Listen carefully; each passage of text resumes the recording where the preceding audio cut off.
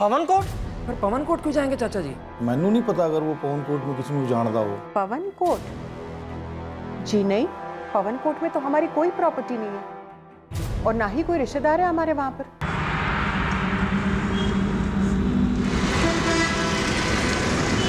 Sir, चांदनी, गोविंद, रघुवीर और मंजीत सबसे बात हुई। सबका ये कहना है कि पवन कोट से उनका कोई कनेक्शन नहीं, ना कोई प्रॉपर्टी और ना ही कोई रिश्तेदार।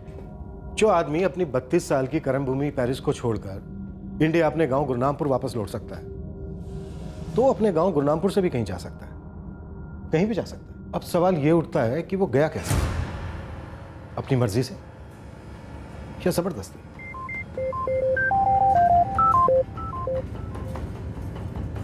सर, हरजीत का दोस्त Hemant Thakur on the way है।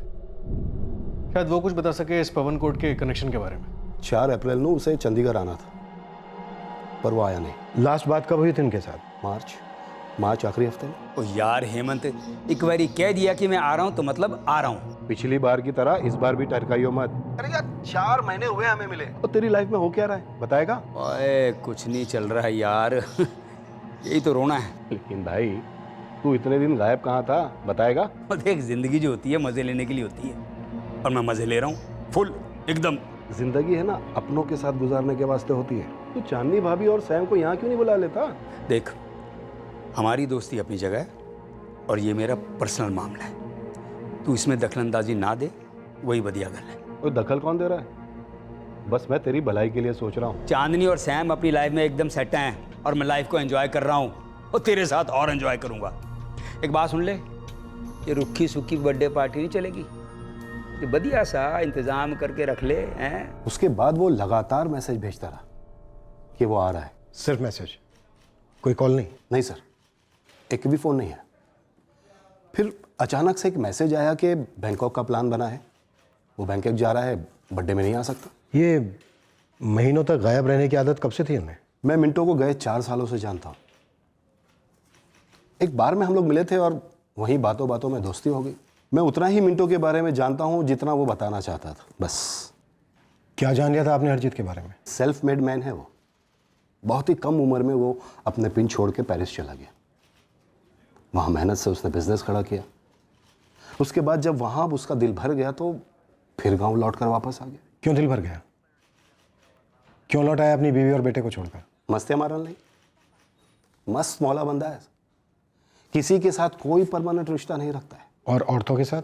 शायद सबके साथ। बंदा है तो 59 साल का, लेकिन दिल से 25 का है। सर, आप उसे एक किस्म का बागी कह सकते हैं। उसकी अपनी खुद की एक सोच, नियम। दुनिया की केयर नहीं करता सर वो, और ना ही किसी की लाइफ में दखल देता है, और अपनी भी लाइफ को बड़ी प्राइवेट रखेगा। बहुत कम बताएगा अपने बारे में वो सर।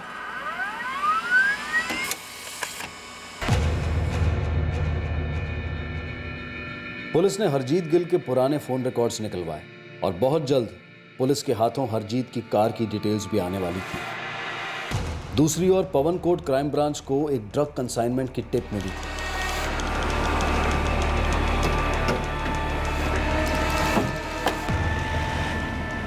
एक सेकंड भी नजर मत हटाना, वो बंदा चाहिए हमें, भाग ना पाए। जनाब लॉज के नीचे ही खड़ा हूँ, निकल जाने का चांस ही नहीं है। कोई माल वाल लेकर आया? अभी तक तो नहीं जनाब, लेकिन कल रात ये बंदा एक बैग लेके आया था। ये खबर 16 आने पक्की है जनाब।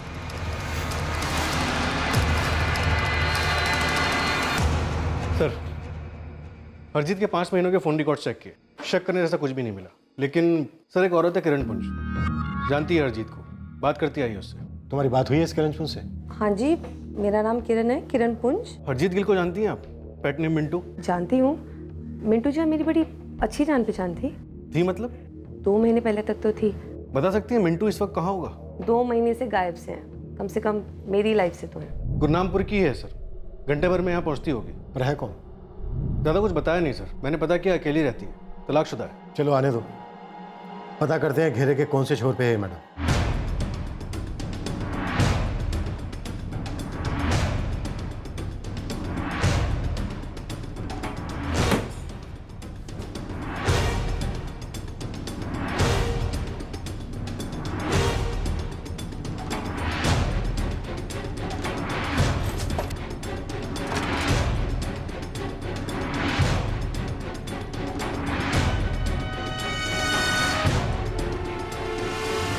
माल। केड़ा माल जनाब? मैंने कुछ नहीं पता। तो ये क्या कर रहा है तेरे पास? ये तो मेरी हिफाजत के वास्ते है जनाब। तुझे किससे खतरा है बे? मालूम नहीं जनाब। मैनू पता है, तुझे इस वक्त सबसे बड़ा खतरा हमसे है, और अब तो तेरा हथियार भी हमारे हाथ लग गया है। ड्रग्स कहाँ है? मैंने कुछ नहीं मालूम जनाब। बोल दे कहां से आया है माल और किसके पास जा रहा है। अपने आका का नाम ले, वरना हम तेरा नामो निशान मिटा देंगे।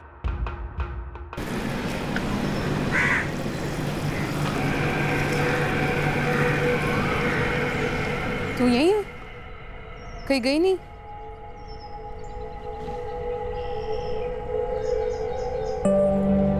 मूड नहीं सी। तेरा हस्बैंड चले गया? आज डबल ड्यूटी है।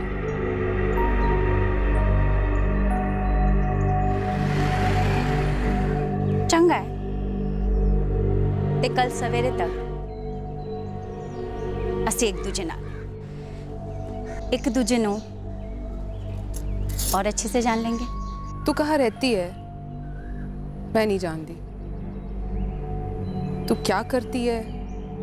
मैं भी नहीं जानती। तेरा असली नाम कमलप्रीत है भी कि नहीं, मैं भी नहीं जानती। मैंने तुझसे पूछा तेरा असली नाम रेखा है या नहीं। क्यों रेखा? ले, मैं तो ऐसे ही पड़ोस में रहती हूँ।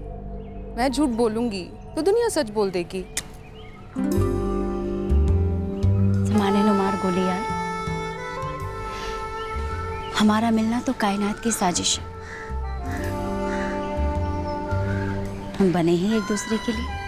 हमारे नाम ठिकाने सच हो या झूठ मायने नहीं रखता। मायने रखता है तो सिर्फ ये कि हमारे बीच क्या है हमारे बीच? सब कुछ यही कह दिया ना, बेचारे फुल शर्मा जाएंगे।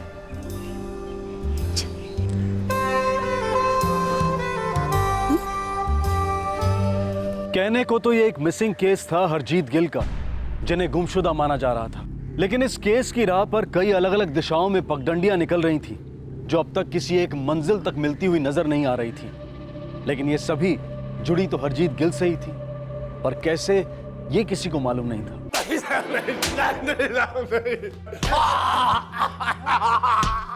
एक तरफ पवन कोट क्राइम ब्रांच एक ड्रग कार्टेल के पीछे पड़ गई थी, और दूसरी तरफ गुरनामपुर पुलिस नई लीड किरण पुंज के सामने आने का इंतजार कर रही थी। कम से कम जी 8 बार फोन आ गया जी पेरिस से। मामी जी परेशान लग रहे हैं जी। दोनों ने ऐसा नहीं लगता कि खाम मुसीबत ओढ़ ली हमने? और की जरूरत थी पुलिस कंप्लेंट दी है? आ जाएगा मिंटू 2-4 दिन में। मुझे तो बस इस बात की फिक्र हो रही है कि चाचा जी कहीं किसी मुसीबत में ना फंस गए हों, या चाचा जी कोई उल्टा सीधा काम तो नहीं कर रहे ना? की दसें यार। तीसरी ओर गुरनामपुर और वहां से हजारों मील दूर पेरिस में हरजीत गिल के चहेते और शुभचिंतक अब और परेशान होते जा रहे थे। पर हरजीत गिल का इस तरह से सारा संपर्क रद्द करना कोई नई बात भी नहीं थी। पर इस बार अंदरूनी तौर पर उसके परिवार वालों को एक मनहूसियत भरी फीलिंग आ रही थी कि कुछ गंभीर हुआ है, कुछ गलत। क्या हुआ हरजीत के साथ? गायब है, मिल नहीं रहे।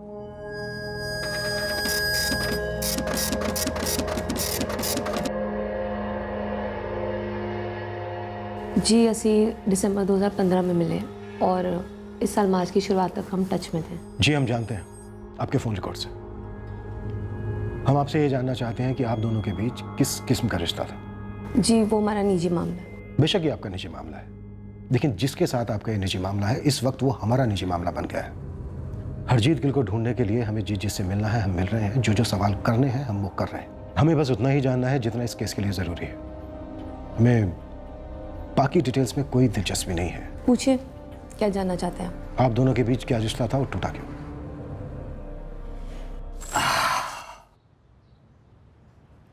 बस अब एक बढ़िया सी ब्लैक कॉफ़ी मिल जाती तो मतलब मज़ा आ जाता।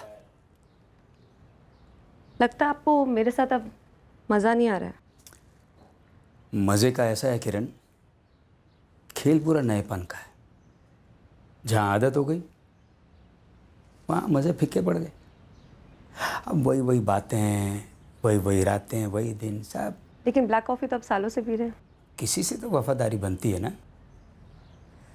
देखो सच बात तो ये है कि अब तुम भी मुझसे बोर हो गई हो, जितना कि आप मुझसे समझदार हो, प्रैक्टिकल। जज्बाती होने में किसी का फ़ायदा है ही नहीं। बात आपकी सही है, मज़ा तो एक तरफा नहीं हो सकता। अब आपको मज़ा नहीं आ रहा तो मुझे भी नहीं। चलिए ठीक है, आप ब्लैक कॉफ़ी पीजिए, मेरी तरफ से आपकी आखिरी ब्लैक कॉफ़ी। ये हुई ना बात। हम ऑनलाइन मिले एक डेटिंग वेबसाइट पर। मैं सिंगल हूँ, डिवोर्सी, हरजीत की तरह। मेरे ना आगे कोई है ना पीछे। इस वक्त मेरी ज़िंदगी में सिर्फ मैं हूँ और मेरे लैपटॉप थे तुसी।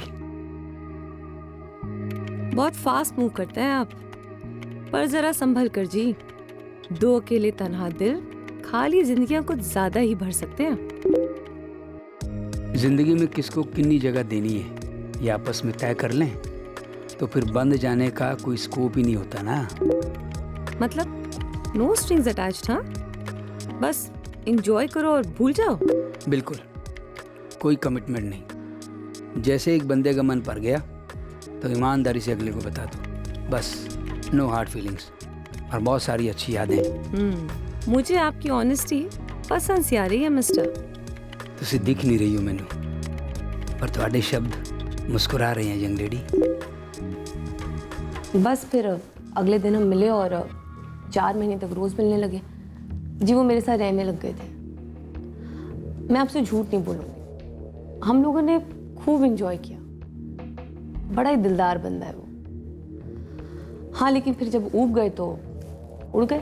आपको कोई तकलीफ नहीं हुई? सर जी, एयरपोर्ट का लाउंज हो या 5 स्टार होटल का रूम, घर तो नहीं होता ना। और मैं तो शुरू से जानती थी कि चेकआउट करना है, अलग फ्लाइट पे जाना है। उनकी तरफ से रत्ती भर कोई लगाव नहीं, कोई इमोशन नहीं? नहीं, ऐसा नहीं कि उनके अंदर इमोशन नहीं है। इमोशन है, पर वो बुक्ड हैं। उन्होंने अपने सारे इमोशन अपनी पेरिस की फैमिली के लिए इन्वेस्ट किए हुए हैं। बाकी सारी दुनिया जैसे उनके लिए मज़े लूटने का बगीचा है। सर जी, अब तो बता दीजिए कि माजरा क्या है। हमें सच में नहीं मालूम। गुरनामपुर के उनके कुछ रिश्तेदार हैं, उन्होंने कंप्लेंट दर्ज की थी। हमें तो ये भी नहीं मालूम कि ये बंदा वाकई में गायब है या फिर कहीं अकेले रहना चाहता है। वैसे किरण जी, कौन सी डेटिंग साइट पे मिले थे आप लोग? PB0T76FY, हरजीत की कार का नंबर, 5 सीटर सेडान। जिस डेटिंग साइट पर हरजीत और किरण मिले थे उस साइट का नाम है www.lovelycircle.com। सर, पोर्टल की मदर कंपनी से हरजीत की सारी डिटेल्स निकल सकती हैं। सारी चैट, सारे कॉन्टैक्ट, सब कुछ निकलो। हरजीत के घर में कोई डेस्कटॉप नहीं मिला और ना ही कोई लैपटॉप। इसका मतलब यह है कि हरजीत अपना लैपटॉप अपने साथ लेकर गया हो। सर, अगर ये साइट पर लॉगिन कर रहा होगा तो उसका IP एड्रेस और लोकेशन दोनों मिल सकते हैं। करेक्ट। पोर्टर वालों से तुरंत कॉन्टैक्ट करो। कार की सारी डिटेल्स पवनकोट पुलिस को भेज दो। गुरनामपुर पवनकोट हाईवे पर जितने भी टोल नाका है सबकी CCTV फुटेज मंगवाओ। अगर हरजीत गिल गुरनामपुर से पवनकोट गया है तो उसकी कार या लैपटॉप हमें उस तक जरूर पहुंचाएंगे। हरजीत गिल की कहानी के नए पन्ने, नए अध्याय सामने आने लगे। हरजीत गिल और किरण पुंज का एक ऑनलाइन डेटिंग और फ्रेंडशिप साइट पर मिलना पुलिस के लिए एक सुराग था, लेकिन बहुत ही हल्का सा सुराग। ये केस उतना सरल नहीं था। हरजीत का अकेले रहने की इच्छा वाला एंगल धुंधला पड़ने लगा। और पवनकोट ड्रग कार्टेल का हरजीत से क्या कनेक्शन था? देख बे अजीत, अगर तुझसे हमें कोई जानकारी नहीं मिली ना तो तेरी उस खाली ड्रग की सिरिंज की तरह तुझे कुचल देंगे। नहीं जनाब, नहीं। कोई तेरी लाश तक पहचानने नहीं आएगा, और अगर गलती से आ भी गया ना तो पहचान नहीं पाएगा। नहीं नहीं जनाब, मैं सच कह रहा हूँ, मैं किसी को नहीं पहचानता। मैं तो बस माल पहुंचाता हूँ। उस बंदे को कौन भेजता है मैनू नहीं पता जनाब। मैं वो बंदे को 5,000 दे देता हूँ जनाब, और माल आगे पहुंचा देता हूँ। आगे से मैंने 10,000 मिल जाते हैं, और मुझे कुछ नहीं पता। कहाँ माल पहुंचाता था तू और किसे देता था?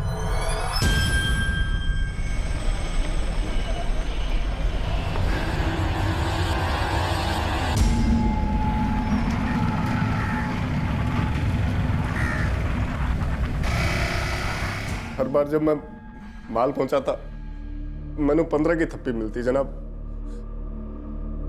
5 मैं उस मुंडे ਨੂੰ दे देता, 10 खुद रख लेता। नाम क्या है उस बंदे का? मैंने नहीं पता। नहीं पता तुम्हें?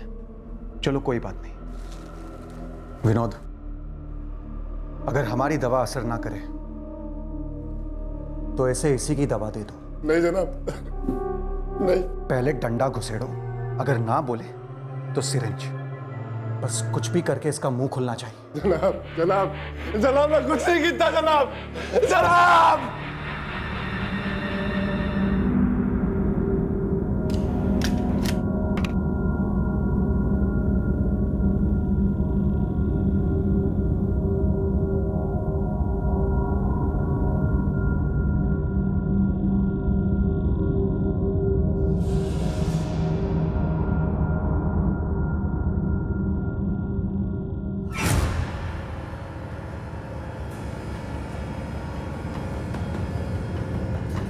अट्ठाईस मार्च को हरजीत यहीं गुरनामपुर में था सर।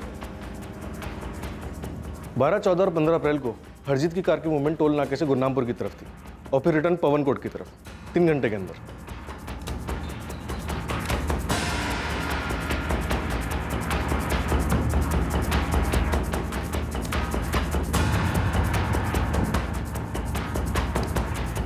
सरदार, अगर गाड़ी 12, 14 और 15 अप्रैल को गुरनामपुर में एंटर हुई तो उस कॉलोनी के वॉचमैन को पता क्यों नहीं? जनाब जनाब जनाब, मैं अपने पीछे की कसम खाकर कहता हूँ, मैंने हरजीत साहब के कार को कभी भी कॉलोनी में आते हुए नहीं देखा। कार ये तब आई होगी जब मैं हाथ मुंह धोने गया हूँ या राउंड पर गया हूँ जनाब। अबे तीनों बार तू या तो राउंड पर गया था या फिर हाथ मुंह धोने गया था। हाँ? मुझे नहीं पता जनाब। अब मेरी सफाई के लिए सीसीटीवी कैमरा भी तो नहीं है। हमारी कॉलोनी में मैं अकेला चौकीदार हूँ। वहां पर आज तक कभी कोई गलत बात नहीं हुई। अगर तू झूठ बोल रहा है आप तो मेरी खाली उधेड़ लेना जी। ये हरजीत जी है ना, कहाँ जाते हैं, क्यों जाते हैं, कब आते हैं, कब जाते हैं, किसी को कुछ मालूम नहीं होता जनाब। नहीं नहीं सर, इदा तो नहीं सी के मामा जी के साथ आए दिन बात होती या मिलना होता। लेकिन जनाब, अगर वो यहाँ आए होते हमें ये बता के कि वो आ रहे हैं, तो फिर उन्होंने हमारे साथ कोई कांटेक्ट क्यों नहीं किया जी? अच्छा, वो हर बार आते वक्त बताते थे तुम लोगों को? वो तो जी उसकी मर्जी है, जो टच में रहना होता तो रहता था और नहीं तो फिर नहीं। हम हर एंगल से टटोल रहे हैं, कुछ तो अटपटा है, कुछ तो हुआ है। वो रंगीन जिंदगी जी रहे थे, पर सोचने वाली बात यह है कि क्या वो वाकई में मिसिंग है?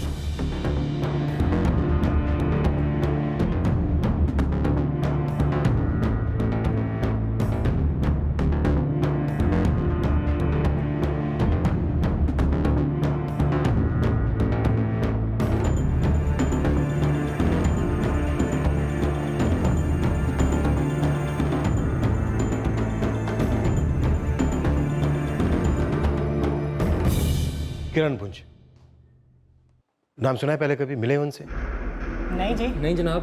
दिसंबर से लेकर मार्च तक करीब 4 महीने इनकी दोस्ती रही। ये एक ऑनलाइन डेटिंग पोर्टल पर मिले थे, उसके बाद फेस टू फेस काफ़ी गहरा रिश्ता बन गया था इन दोनों के बीच। मेरा मतलब जिस्मानी। सानू तो ऐसी कोई जानकारी नहीं थी जी, तुसी बता रहे हो तो मालूम पड़ रहा है हमें। तो बस वो जो मैसेज आ रहे थे ना, वो अजीब से लग रहे थे जी। हमें तो बोला कि 16 अप्रैल को आ रहे हैं जी, नहीं आए तो फिक्र हुई। सर, यूके बेस्ड पोर्टल है, हरजीत की डिटेल्स निकलवाने के लिए स्पेशल रिक्वेस्ट भेजनी पड़ेगी। देखो क्या निकलता है पोर्टल की डिटेल से। करता है, ये आदमी वैसे चाहता नहीं था कि कोई इसकी पर्सनल लाइफ में दखल दे, लेकिन देखो अब हमें इसकी पर्सनल लाइफ की बाल की खाल निकालनी पड़ रही है।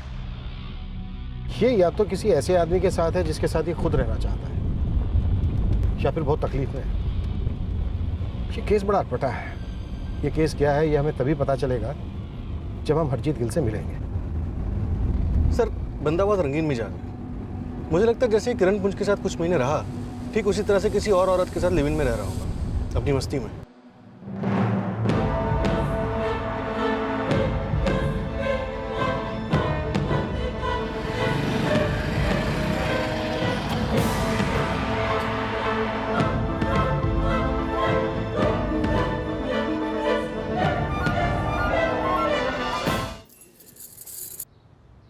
कैसे सूट होते? बिल्कुल टच। झुमके भी लिए? और क्या, बढ़िया है जी। खूब शॉपिंग वॉपिंग हो रही है। तुम्ही से तो सीख रही हूँ। वैसे तुमने कहाँ से सीखा इतने पैसे कमाना? कमी नहीं, कैसे भी करके तुझे मेरे अतीत में ही झांकना है ना। अब कैसा पर्दा बता भी दे। बड़ी तड़प है मेरी कुंडली जानने की। तड़प तो है। चल तू भी क्या याद करेगी? ऐ हुई ना गल। चल बोल। हाँ, कहानी कोई नई नहीं है, वही गरीब माँ बाप की खूबसूरत सी बेटी, उसका सपना कि एक दिन उसका राजकुमार आएगा और उसे महलों में लेकर जाएगा, हीरो से लाद देगा। पर मेरी जिंदगी में जो राजकुमार आया, उसकी हालत मेरे माँ बाप से भी बदतर थी। भिखारी राजकुमार का चूल्हा और बिस्तर गर्म करने के बीच मेरी जिंदगी सारी धुआं होते चले गई थी। दिन रात एक ही बात चलती दिमाग में, कैसे कैसे और कैसे, कब मैं इस लोहे के पिंजरे से बाहर निकलूंगी और खुले आसमान में उड़ूंगी। काफी लड़ने झगड़ने के बाद मेरे पति ने मुझे नौकरी करने की इजाजत तो दे दी, और शक्ल तो मेरी अच्छी सुशील लड़कियों जैसी, जो तो दूर दूर तक है नहीं। दूर दूर से नहीं, पर जो मेरा सेट था ना, लल्लू, उसने मुझे कैश के गले पे बिठा दिया।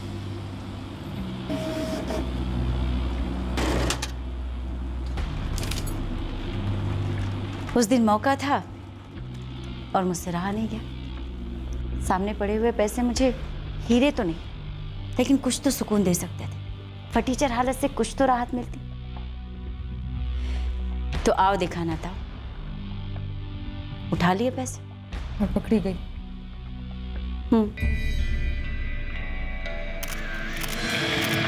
पुलिस का थप्पा मेरे लिए एक तीर दो निशान साबित हुआ। वो क्यों?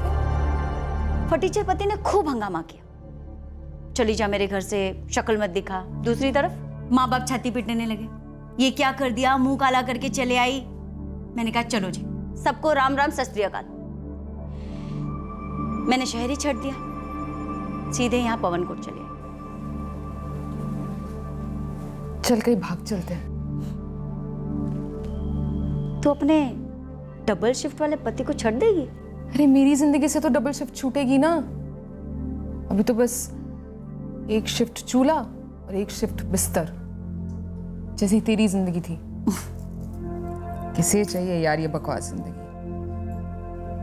हम खुल के जिएंगे, खूब ऐश करेंगे, और अब इतने पैसे भी तो है अपने पास। ठीक है, बनाते हैं प्रोग्राम, लेकिन अभी थोड़े और पैसे आने, वो आ जाए, उसके बाद फिर हम अपनी डबल शिफ्ट मनाएंगे। एक शिफ्ट मस्ती और एक शिफ्ट और मस्ती। ये जो ऐश चल रही थी और जो मस्तियों की प्लानिंग हो रही थी, ये सब कुछ हरजीत गिल के पैसों पर हो रहा था।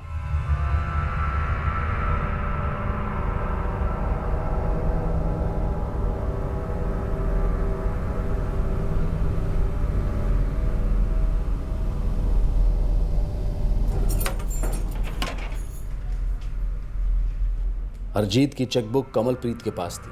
ओ जी, तो चेक साइन कर दीजिए, कुछ पैसे चाहिए थे। कितने कितने चाहिए तेनू? तो उसे साइन कर दीजिए, जितने भी चाहिए होंगे निकलवा लूंगी। लो,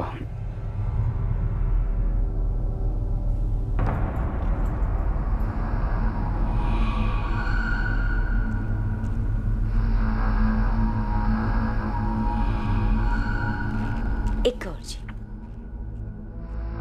आपने कॉफी तो पी ही नहीं? कॉफी?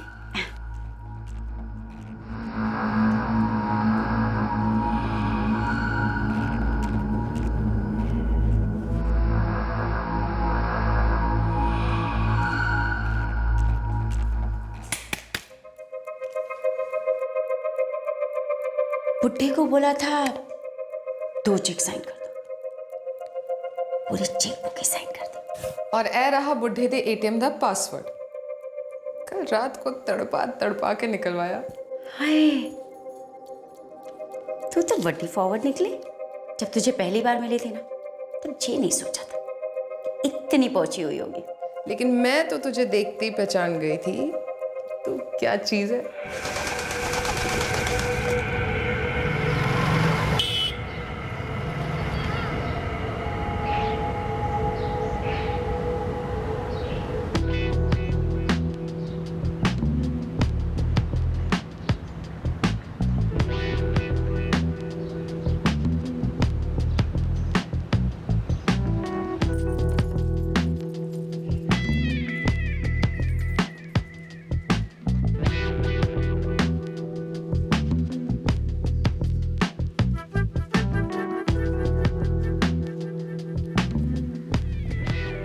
मैं रेखा, अच्छा पड़ोस में ही रहती हूँ। देखा तो होगा ना तुमने? तेने कोई एक बारी देख ले तो भूल सकता है भला? जी क्यों? आईना नहीं है घर में, उससे से पूछ ले क्यों।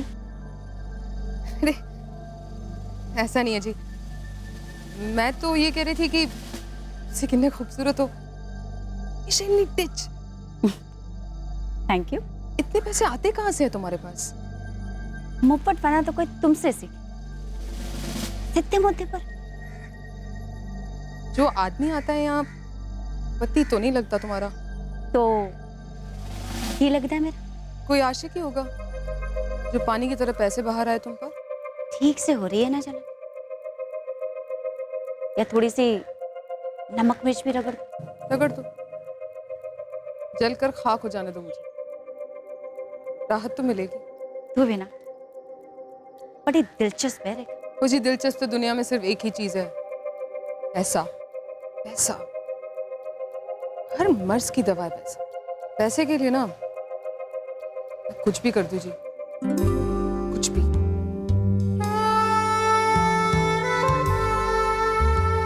मुझे ये मेरी दोस्त है रेखा। कमलप्रीत के हरजीत गिल के साथ जिस्मानी संबंध थे। कमलप्रीत का रेखा को हरजीत से मिलवाने का एक ही मकसद था कि हरजीत रेखा के साथ भी संबंध जोड़े, और ऐसा ही हुआ। एक आदमी अपनी जिंदगी अपनी मर्जी से बिल्कुल आजाद पंछी की तरह जी रहा था, मजे लूट रहा था हर दिन के हर रात के, पर उसे पता नहीं था कि कोई उसे लूट रहा था और उसे सोने की मुर्गी की तरह इस्तेमाल करने की फिराक में था। उस दिन आखिरी बार था जब हरजीत गिल उर्फ मिंटू अपनी माशूका कमलप्रीत के घर पर आया था। सर, ऑनलाइन डेटिंग साइट से डेटा परसों तक मिल जाएगा। कंपनी से अभी बात हुई है। कार? सर, पवन कोर्ट में हमारे सारे खबरी लगे हुए हैं। हरजीत और उनकी कार की सारी डिटेल्स उनके पास है, फोटो भी। हमें इस आदमी को किसी भी सूरत में ढूंढ निकालना है। पता नहीं क्यों मुझे कुछ मनहूस सी बुआ रही। एक तरफ पुलिस एक मिसिंग केस पर काम कर रही थी, लेकिन यह तहकीकात पुलिस को हरजीत गिल तक नहीं पहुंचाने वाली थी। लेकिन एक दूसरे पुलिस डिपार्टमेंट की तरफ से आई एक भटकती खबर इस हरजीत गिल मिसिंग केस को अंजाम देने में सफल होने वाली थी। सर, उस कंसाइनमेंट का एक हैंडलर बोल पड़ा, माल एक कार में ट्रांसपोर्ट होने वाला है। कार का नंबर मिल गया है, PBOT 76FY। मूवमेंट कब है? शायद आज रात, पवन कोर्ट से बरनाला।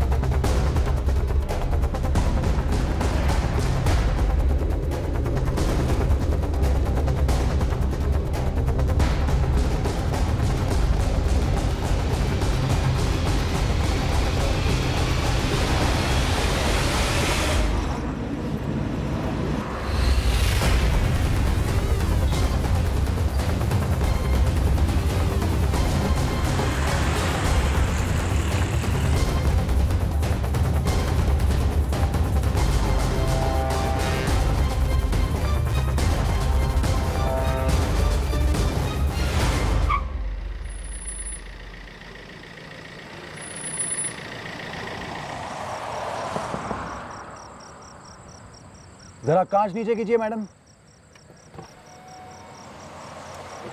जी आप लोग? Crime branch. की गल है सर जी? आप गाड़ी से बाहर आएंगी?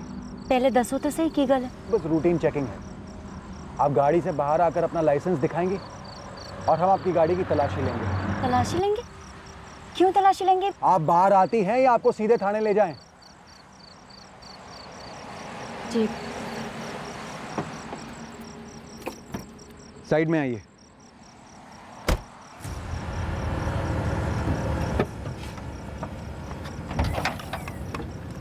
लाइसेंस दिखाइए।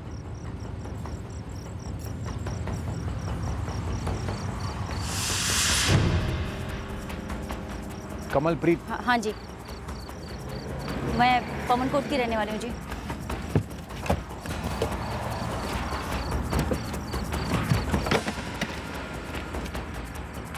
सर, ये हरजीत गिल कौन है? जी वो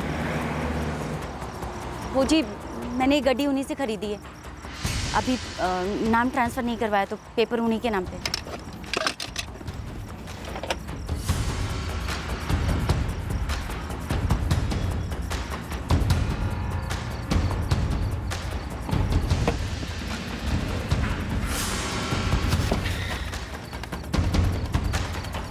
गाड़ी कब खरीदी आपने उनसे? बस पिछले हफ्ते। सर, कंसाइनमेंट पकड़ा गया।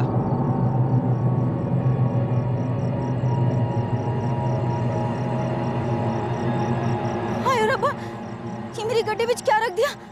मैं नहीं पहचानती सर जी इस चीज को। आप लोग मुझे ऐसे नहीं फंसा सकते। फंसाने का काम तो तुम कर रही हो, क्राइम ब्रांच को, जिन्होंने तुम्हें रंगे हाथों इन ड्रग्स के साथ पकड़ा है। बकवास ना करो सर जी, ये जो भी चीज है मैं नहीं पहचानती इसे। आप लोगों ने जबरदस्ती मेरी गाड़ी में रखवाई है। ये गाड़ी तो वैसे भी आपकी है नहीं। आप एक काम कीजिए, आप सीधे हमारे साथ थाने चलिए। ओ जी मैं नहीं जा रही थाने। मैं क्यों जाऊँ थाने? कोई गल नहीं, आपको ले जाया जाएगा। 2-3 हट्टी कट्टी लेडी कांस्टेबल को बुलवाओ, मैडम जी से खूब सवाल करने हैं। कमलप्रीत कौर को ड्रग्स ट्रांसपोर्ट करते रंगे हाथों पकड़ लिया गया था। ड्रग्स ट्रांसपोर्ट करने के लिए हरजीत गिल की कार इस्तेमाल की जा रही थी। सर, वो औरत कमलप्रीत कौर टूट नहीं रही है। और सर, इस केस से जुड़ा गुरनामपुर का एक केस और भी है। वो गाड़ी चोरी की है ना? सर, जिस बंदे की वो गाड़ी है, मेरा मतलब जिस बंदे के नाम के पेपर्स हमें कमलप्रीत कौर की गाड़ी से मिले हैं, वो बंदा हरजीत गिल मिसिंग है। और गुरनामपुर पुलिस उसे ढूंढने में जमीन आसमान एक कर रही है। तब तो उस औरत को टूटना ही पड़ेगा। कमलप्रीत अब बुरी तरह से फंस गई थी। एक तरफ कुआं था तो दूसरी तरफ खाई। एक तरफ ड्रग पेडलिंग का चार्ज था और दूसरी तरफ था एक मिसिंग आदमी का केस। कमलप्रीत ने हर मुमकिन पैंतरा अपनाया अपने आप को मासूम साबित करने के लिए, लेकिन पुलिस टस से मस नहीं हुई और उन्होंने आखिरकार उसके सारे मुखौटे उतार ही दिए। जितनी जल्दी सच बोल दोगी उतनी कम तकलीफ होगी। बोलो। मैं नहीं जानती जी किसी ड्रग शक के बारे में। कोई बात नहीं। हरजीत गिल को जानती हो?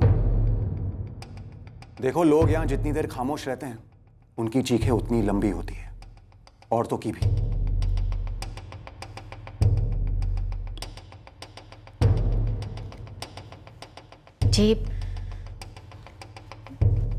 जी मैं जानती हूँ हरजीत जी को। लगभग 1 महीने पहले हरजीत गिल और कमलप्रीत कौर उसी ऑनलाइन डेटिंग साइट पर मिले जहां हरजीत किरण पुंज से मिला था। एक दूसरे से चैटिंग करते करते हरजीत और कमलप्रीत एक दूसरे से आकर्षित हुए थे और करीब आ गए थे। ऑनलाइन टेक्स्ट चैट में सामने वाला अपने बारे में जो चित्र बनाता है उसे कई लोग सच समझकर उस रिश्ते को आगे ले जाते हैं। कमलप्रीत ने कभी हरजीत को अपने अतीत की सच्चाई नहीं बताई कि उसका क्रिमिनल रिकॉर्ड है। हरजीत फिर एक बार ऐसे रिश्ते को बस अपने मन भरने तक उपभोग का साधन समझ बैठा था। उसे लगा था कि किरण पुंज की तरह वो कमलप्रीत को भी अपने से दूर कर लेगा। हरजीत गिल जी काफ़ी पैसा खर्च करते थे मुझ पर।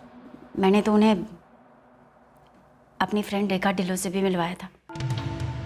उन दोनों ने भी काफ़ी एंजॉय किया। इस वक्त कहाँ है रेखा? अपने घर होगी। घर कहाँ है इसका?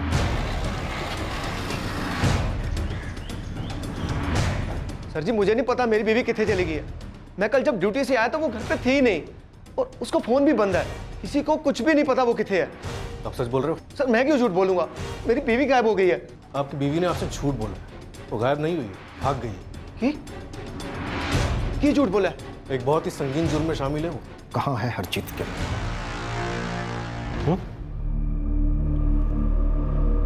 कुट्टो, और मैडम को तब तक कुट्टो जब तक इनका भड़ता ना बचाए। पुलिस स्टेशन के 2-2 किलोमीटर तक इनकी चीखें सुनाई देनी चाहिए। हो जाओ, चलो। रुकिए, मैडम जी, सर मैं दस्ती है सर जी। मैं और रेखा हरजीत गिल जी को नशीली दवाएं देते थे।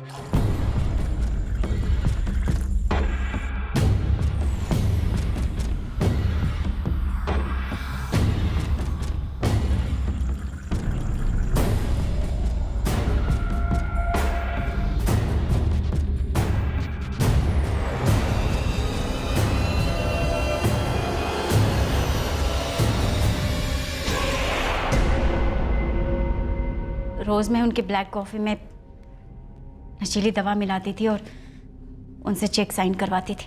चेक बुक कहाँ से आई? उनके घर जाकर लेकर आई?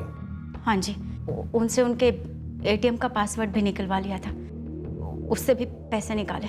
और वो जो मैसेज भेजे गए थे गोविंद, रघुवीर और मंजीत को, वो भी मैंने ही भेजे थे जी, उन लोगों को दिलासा दिलाने के लिए कि हरजीत गिल जी बिल्कुल चंगे भले हैं। फिर वो लोग जब फोन पर बात करने की जिद करने लगे तो मैंने फोन उठाना ही बंद कर दिया। फिर तुमने ये मैसेज क्यों भेजा कि 16 अप्रैल को हरजीत गिल गुरुरामपुर पहुंचेंगे? वो मैंने ऐसे ही भेज दिया था, मुझे नहीं पता था कि वो लोग मिसिंग कंप्लेंट दर्ज कर देंगे। उसके बाद मैंने फोन स्विच ऑफ कर दिया। क्यों? क्योंकि मुर्दे नहीं बोलते इसलिए? हरजीत गिल की लाश कहाँ है कमलप्रीत? कहाँ है लाश? हमने नहीं मारा जी उन्हें, हमने नहीं मारा, और उन्होंने खुदकुशी भी नहीं की। फिर ऐसे मर गए अपने आप? वो भी नहीं जी।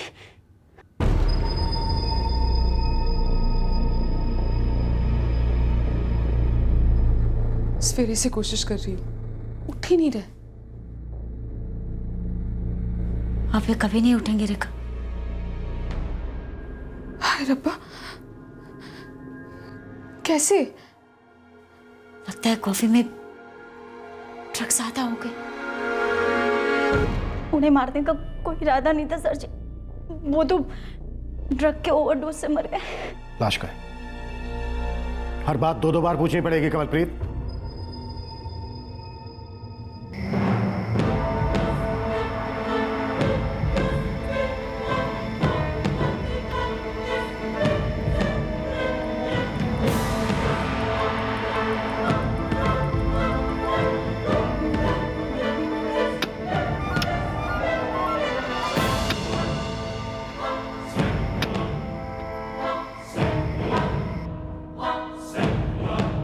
क्या करें?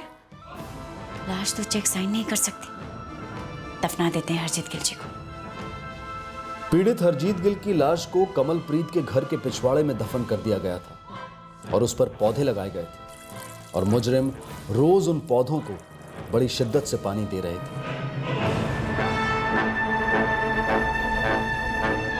हरजीत गिल की लाश काफी सड़ी हुई हालत में कमलप्रीत कौर के घर के पिछवाड़े से बरामद हुई। हरजीत के रिश्तेदार और दोस्त इस खबर से स्तब्ध रह गए। वो यकीन ही नहीं कर पाए कि हरजीत गिल की इस तरह से मौत हुई थी। हरजीत की एक्स वाइफ और जवान बेटा भी बुरी तरह से हिल गए जब उन्हें बताया गया कि हरजीत अब इस दुनिया में नहीं रहे। हालांकि हरजीत उनसे 6 साल से अलग थे, पर एक सच ये भी था कि वो 32 साल उनके साथ भी तो रहे थे। कड़ी पूछताछ के बाद ये पाया गया कि रेखा का पति देवप्रीत इस सारे जुर्म से अनजान था।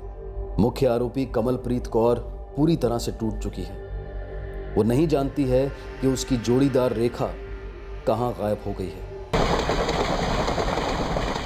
आरोपी रेखा ढिल्लों फरार है। उसे पकड़ने के लिए पंजाब पुलिस की स्पेशल टीम ने एक बहुत बड़ा ऑपरेशन लॉन्च किया है। हरजीत के जो अवशेष मिले उसके फोरेंसिक एनालिसिस ने मौत का कारण नशीली दवाई का ओवरडोज बताया। हरजीत का अंतिम संस्कार कर दिया गया।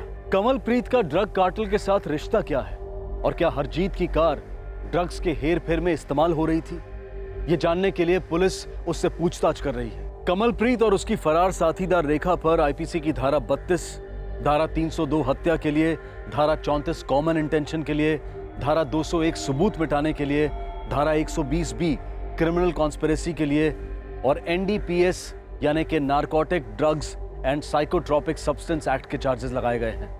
कमलप्रीत इस वक्त जुडिशियल कस्टडी में है। ऑनलाइन दुनिया आज लोगों की जिंदगी का एक अभिन्न अंग बन गई है।